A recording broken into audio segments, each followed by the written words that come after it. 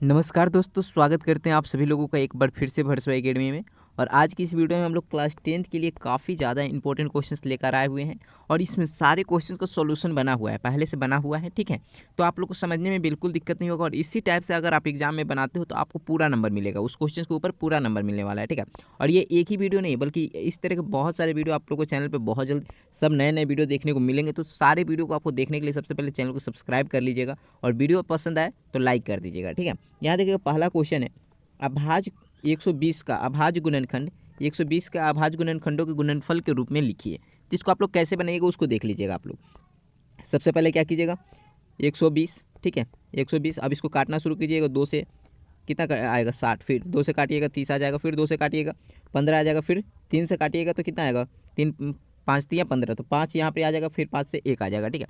अब इसको आप लोग इस रूप में लिख लीजिएगा, 120 बराबर 2 इंटू 2 इंटू जो भी ये लिखा हुआ है ना वही चीज़ लिखना है यहाँ पर, 3 इंटू 5, ओके।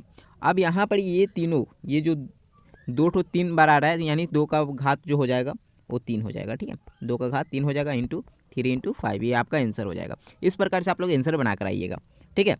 आगे बढ़ते हैं, अगला क्वेश्चन की तरफ चलते हैं। यहाँ देखिएगा 2 नंबर क्वेश्चन है। ये भी क्वेश्चन, इस टाइप के भी क्वेश्चन पूछे जाते हैं। किसी भी बहुपद px के लिए y बराबर px का ग्राफ नीचे दिया गया है, ठीक है, नीचे दिया गया है। निम्नलिखित स्थिति में px के शून्यकों की संख्या ज्ञात कीजिए।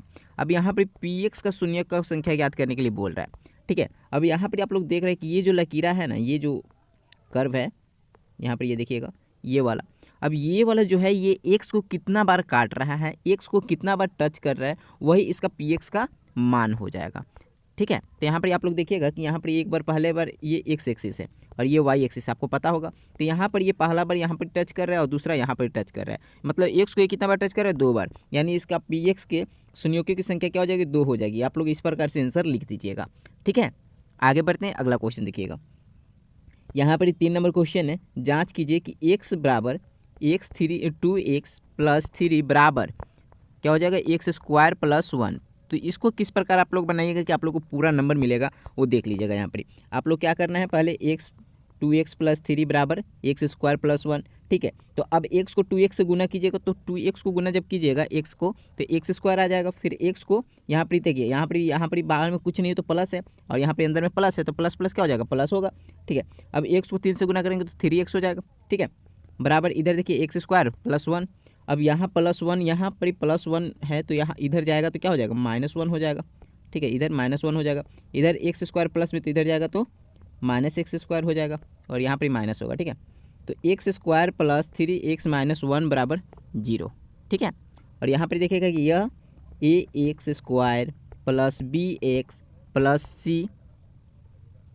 c के रूप का है, ठीक है, बराबर 0 के प्रकार का है।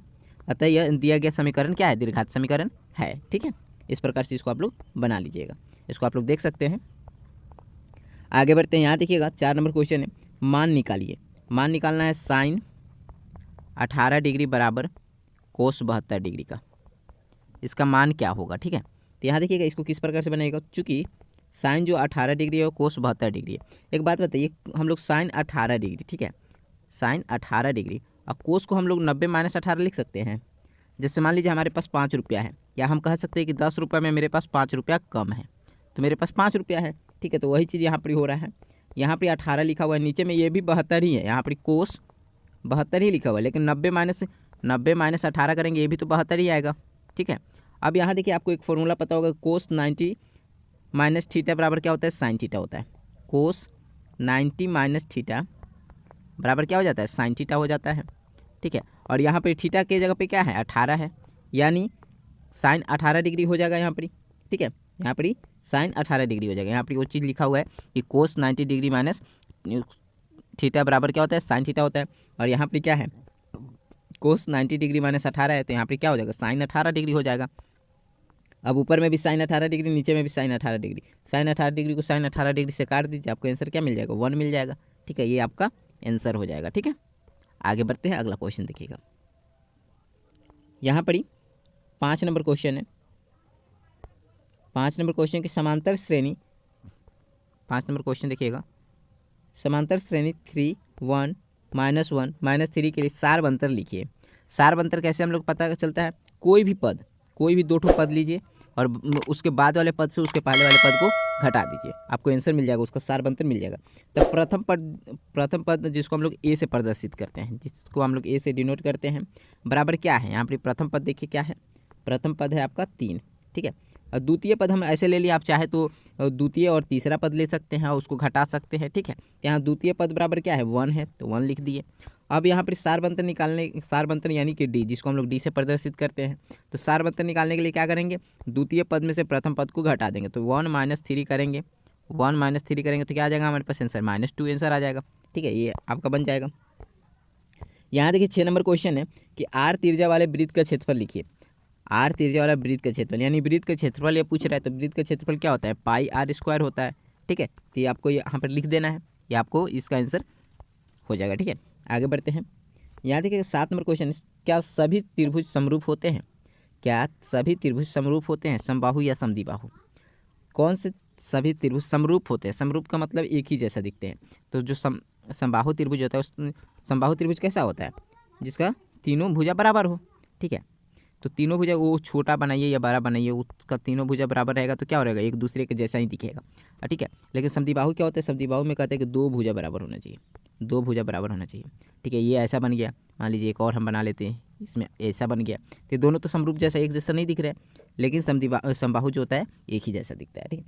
तो ऑप्शन हमारा कौन से उत्तर हो जाएगा, समबाहु त्रिभुज, ठीक। आगे देखिएगा, यहाँ पर 8 नंबर क्वेश्चन है, वृत्त को 2 बिंदुओं पर प्रतिच्छेद करने वाली रेखा को क्या कहते हैं। कोई वृत्त है, ठीक है, एक वृत्त ले लेते हैं। अब ये वृत्त है, ठीक है, और इस पर मान लीजिए ऐसे रेखा खींच दी है, तो ये 2 ठो बिंदु है, यहाँ पर वृत्त को और यहाँ पर एक रेखा क्या कर रही है, प्रतिच्छेद कर रही है। तो इस रेखा को हम लोग क्या कहेंगे, इस रेखा को हम लोग छेदक रेखा कहते हैं, ठीक है, छेदक रेखा, याद रखिएगा। आगे बढ़ते हैं।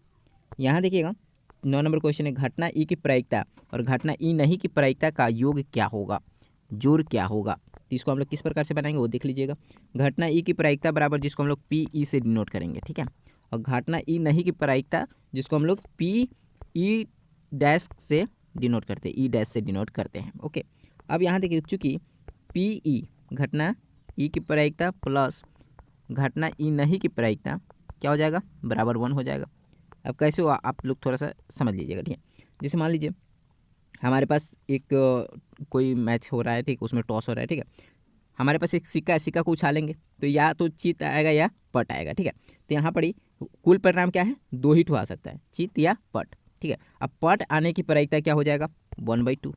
अब पट नहीं आने की प्रायिकता क्या होगा, ये भी आपका हो जाएगा 1/2। ये दोनों को जब जोड़ दीजिएगा 1/2 को जब जोड़िएगा तो आपको क्या आंसर मिलेगा, 1 आंसर मिल जाएगा, ठीक है।